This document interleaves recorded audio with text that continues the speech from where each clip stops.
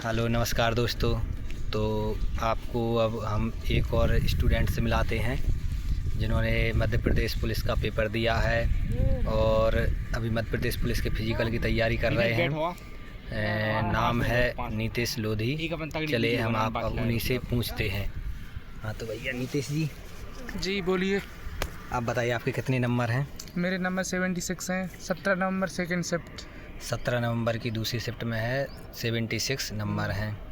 तो आप तो भैया मतलब पिछली बार भी दिया था जी। क्या हुआ पिछली बार? पिछली बार मेरा लॉन्ग जंप में फॉल हो गया था तो उसकी वजह से कम नंबर रह गए फिजिकल के।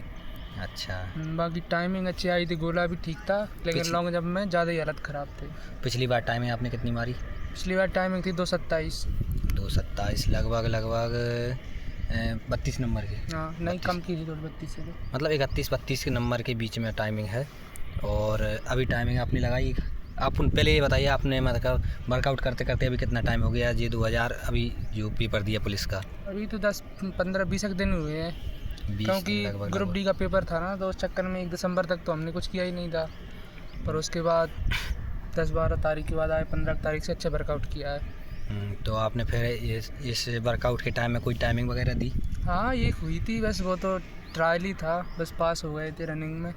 अच्छा मतलब ठीक है। अभी टाइम कम ही हुआ, आपने मतलब पास 2:45 से भी नीचे ले आए। हाँ 2:45 से नीचे थी और गोला ही बढ़िया था अपना 25 फुट।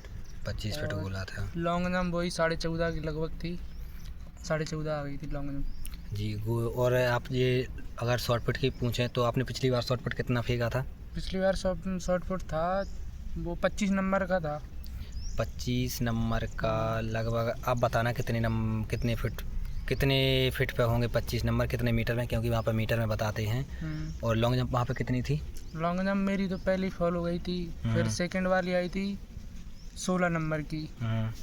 और थर्ड मुझे लगा कि अब 16 नंबर की आ गई तो अब थोड़ा अच्छी लगा लें, तो वो थर्ड वाली भी फॉल हो गई थी। मतलब एक ही अटैम्प्ट हुआ था जिसके मेरे नंबर जुड़े हैं, बाकी 2 फॉल थी और वो ज़्यादा थी। थोड़ा मेरा अंगूठा टच हो गया था, अगर वो टच नहीं होता तो मेरी लॉन्ग जंप शायद 21 या 22 नंबर की आती, वो जो मैंने पहली लगाई थी, और वो थर्ड वाली लगाई थी। वो सिर्फ सेकंड वाली वहाँ पर, क्योंकि पहला फॉल हो जाता है तो घबराहट होती है कि पता नहीं कुछ सारे फॉल हो जाएं। इस चक्कर में मैंने थोड़ा दूसरे नंबर की आराम से लगाई थी कि कुछ तो नंबर जुड़ जाएँ। अब जैसे ही मुझे लगा कि नंबर जुड़ गए मेरे 16, तो फिर मैंने थर्ड वाली और अच्छे से लगाई तो वो भी फिर फॉल हो गई थी। उस चक्कर में मेरे नंबर कम रह गए थे फिजिकल में लॉन्ग जंप की वजह से। इस बार आप क्या टारगेट लेके चल रहे हो फिर? इस बार वही टाइमिंग तो अपन कर ही लेंगे, गोला तो उतना आ ही जाएगा, लेकिन लॉन्ग जंप में इस बार थोड़ी प्रैक्टिस करनी है। अभी लॉन्ग जंप में करनी पड़े क्योंकि पैरों का भी स्टेमिना इतना बड़ा नहीं है, स्ट्रेंथ अभी पैरों में आई नहीं है कि लॉन्ग जंप लगाएं। हाँ अभी लगभग आपको 15-20 दिन हुए वर्कआउट। लॉन्ग जंप में अगर लगाएंगे तो ये पैर में दर्द करने लगेंगे तो उससे वर्कआउट नहीं हो पाएगा, इसलिए अभी पैरों को मजबूत कर रहे हैं। उसके बाद फिर लॉन्ग जंप में प्रैक्टिस करेंगे। और सुनने में आ रहा है कि फिजिकल मार्च या अप्रैल में हो सकता है, तो हम भी कोशिश करेंगे जल्दी से जल्दी पैरों को मजबूत करें जिससे हम लॉन्ग जंप की प्रैक्टिस कर सकें। और अभी शॉर्ट पुट आपका लगभग कितना आ रहा? अभी तो शॉर्ट पुट वही लगभग 24-25 फुट पे आता है।